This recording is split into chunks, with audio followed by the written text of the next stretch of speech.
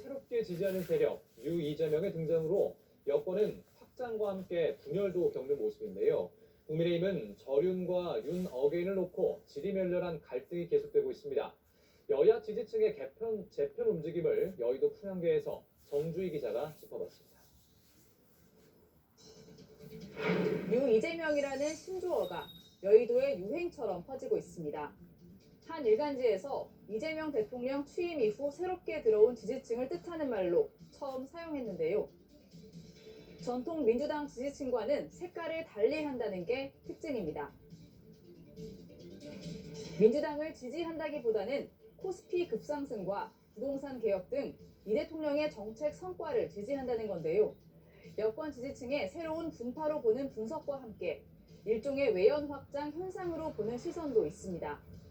당내에선 일단 중도 성향의 신흥 지지층이 등장한 데 대해 긍정적으로 평가하는 분위기입니다.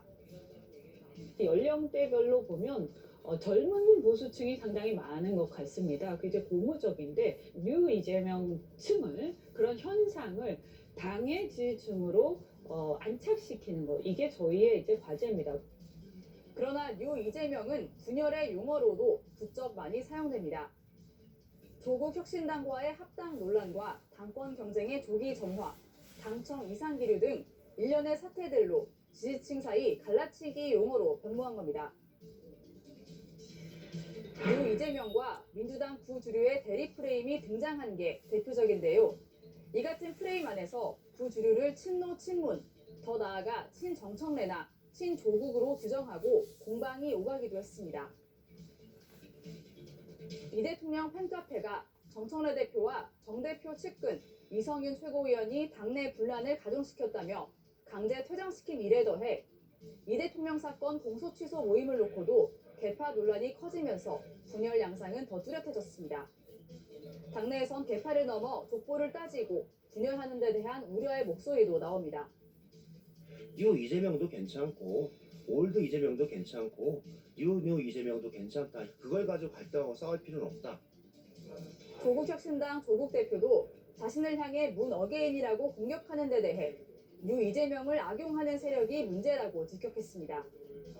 유 이재명이라는 국민들이 등장했다는 것을 자신들의 입지를 보장하거나 확장하려고 이용하는 세력이 있다. 거기가 문제입니다. 올드와 뉴를 갈라치고.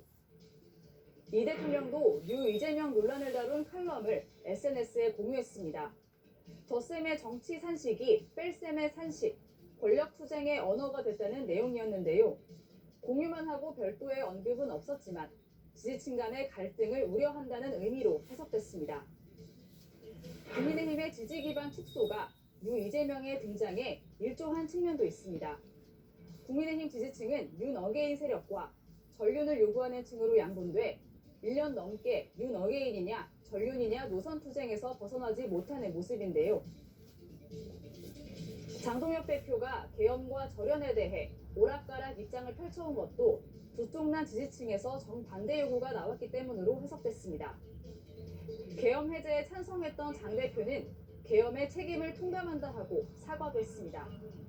결과적으로 많은 국민들께 혼란과 고통을 드렸습니다. 저는 그 책임을 무겁게 통감하고 있습니다. 국민 여러분께 깊이 사과드립니다. 국민의힘은 과거의 잘못을 되풀이하지 않겠습니다. 그러나 윤 전 대통령 1심 선고 이후 계엄은 내란이 아니라고 하고 무죄 추정 원칙을 언급하며 전륜을 거부했습니다.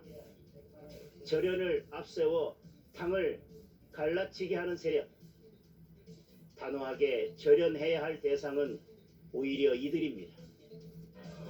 탄핵에 찬성했던 한동훈 전 대표와 친한계를 잇따라 징계하며 윤 어게인 세력의 목소리가 더 커졌다는 분석도 있습니다. 그러면서 국민의힘 지지율은 바닥에 머무르고 있는데요. 한국갤럽 조사에서 국민의힘 지지율은 22%로 나타나 43%를 기록한 민주당의 더블 스코어로 뒤졌습니다. NBS 여론조사에서는 국민의힘 지지율이 17%까지 추락한 것으로 나타났습니다. 지방선거가 약 3개월 앞으로 다가왔습니다. 여야 모두 뺄셈 정치에 대한 우려가 나오는 가운데 누가 먼저 원팀 진용을 갖출 수 있을지 주목됩니다. 지금까지 여의도 풍향기였습니다.